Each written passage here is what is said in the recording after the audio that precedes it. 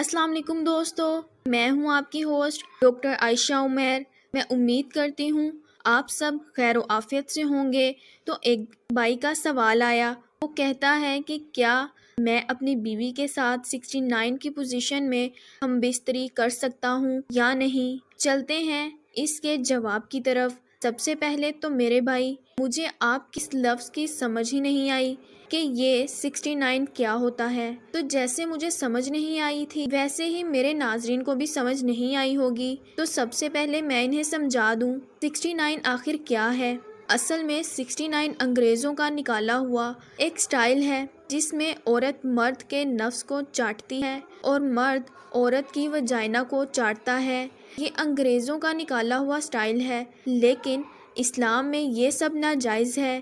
ایک دوسرے کی شرم کو چاٹتا ہے، یہ انگریزوں کا نکالا ہوا سٹائل ہے، لیکن اسلام میں یہ سب ناجائز ہے۔